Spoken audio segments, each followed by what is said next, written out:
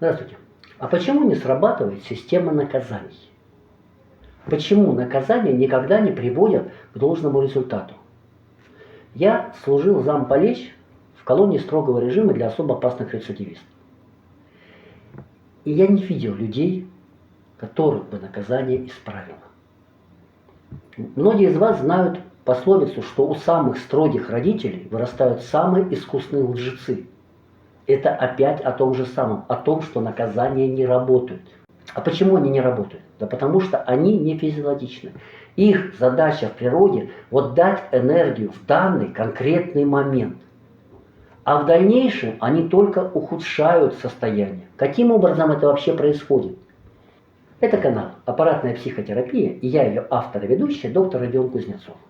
Вот уже четверть века я занимаюсь математическим моделированием нервной системы. И на этом канале я делюсь с вами прикладными способами использования данной модели. Эта модель определяет и наше личное поведение, и наше социальное поведение, и наше настроение, и наше здоровье. Потому что все это определяется работой нашей нервной системы. Так почему наказание так плохо работает? Вроде бы наказал человека, он сделал. Да, если ты наказал, в этот момент человек может и сделает. А в дальнейшем? Нет. В дальнейшем это работать не будет. Мотивация наказания не сработает. Почему это происходит? Дело в том, что по нашим нервным волокнам протекает только электрический ток. Там не протекают мотивации, там не протекают какие-то образы и звуки. Нет, только электрические сигналы, которые мы называем нервными сигналами. Этот электрический ток генерируется рецепторами. Рецептор – это такой микрогенератор, превращающий все окружающие виды энергии в электрический сигнал. И рецепторы можно разделить очень грубо на две большие категории – внешние рецепторы и внутренние. Внешние – это те рецепторы, которые получают энергию от внешнего мира, от того, что нас окружает – солнце, земля, электромагнитное поле, вода, температура. И эту энергию мы просто получаем. Мы не затрачиваем на это энергию, мы ее получаем извне. Внутренние же рецепторы – это те, которые реагируют на изменения нашего состава организма. Но резкое изменение этого состава мы воспринимаем как боль. То есть мы можем сказать, что энергию для работы нервной системы мы берем либо от окружающего мира, либо из боли. Так как это может нам помочь понять, а нужны ли наказания? Я уже сказал, что энергию мы можем получать как от внешнего мира, так и от боли. И нашей нервной системе абсолютно все равно. Это энергия, это электричество. Оно не может быть хорошим или плохим. Так почему боль мы не хотим воспринимать? Почему мы пытаемся ее избежать? Потому что коэффициент полезного действия у внутренних рецепторов очень мал. Мало того, что наша боль не может дать столько же энергии, сколько окружающий мир, но еще и эта энергия изменения нашего организма. А значит, мы должны вложить туда энергию, чтобы это состояние изменить. То есть коэффициент полезного действия еще больше уменьшается. Вместо того, чтобы этой энергией просто пользоваться, мы должны туда ее вкладывать. А откуда? Да с тех же самых внешних рецепторов. Там, где мы энергию получаем просто так, на халяву. Здесь же мы ее вкладываем.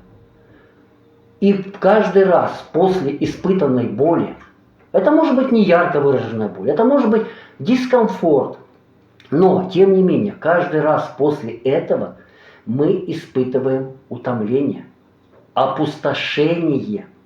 Почему? Да потому что в это время заряжается наша боль, возвращается энергия, которая была потрачена. Наша боль является этим аккумулятором, который, да, в какой-то момент может нам дать всплеск энергии, но потом его нужно заряжать. И на его зарядку тратится гораздо больше энергии, чем этот аккумулятор способен дать. И именно это причина нашей усталости. Именно это причина изменения нашего настроения. А какая вообще связь между тем, как проходит электроэнергия и наше настроение? Да дело в том, что наши эмоции – это индикатор количества электрического тока, поступающего в наш мозг. Чем больше энергии поступает, электроэнергии, тем лучше мы себя чувствуем, тем работоспособнее мы себя чувствуем, тем более мы счастливы. Чем меньше этой энергии поступает, тем хуже мы себя чувствуем. Мы в депрессии, у нас нет сил жить. Все остальные эмоции находятся между вот этими точками. И все они показывают, на каком уровне энергопотребления, энергоснабжения мы в данный момент находимся. Поэтому боль является очень плохим источником энергии. Она нам дается как альтернативная энергия, когда больше нету других вариантов, когда внешние рецепторы не способны нам выработать столько, сколько нужно. А почему вообще это происходит? Ведь рецепторов очень много. Если посчитать всю работу наших рецепторов, то это можно сравнить с электростанцией. Причем достаточно крупной электростанцией. Речь идет о десятках мегаватт в час. Так почему внешних рецепторов не хватает? Да потому что в результате наших заболеваний, перенесенных инфекций, травм сформировались участки высокого сопротивления в нервных волокнах. И того тока, который вырабатывается внешними рецепторами, становится мало. И тогда приходится подключать рецепторы внутренние. Именно так формируются наши хронические заболевания. Так вот, идея наказания зиждется на том, что у человека есть такие болевые участки. Либо создавать такие участки. Но эти участки будут давать очень мало энергии. И человек будет пытаться как-то это преодолеть. Он не будет рваться быть наказанным, но он будет пытаться делать все, чтобы обойти эти запреты. Ведь каждый из нас, в принципе, мы все жители России, и мы знаем, что строгость российских законов нивелируется необязательностью их исполнения. Каждый из нас нарушает законы. Кто-то переходит дорогу там, где ему удобно, потому что наказание его не сдерживает. Кто-то ворует на предприятии и тащит домой. Почему? Да опять же, потому что наказание его не сдерживает. И если сделать наказание максимально жестоким, это ничего не решит.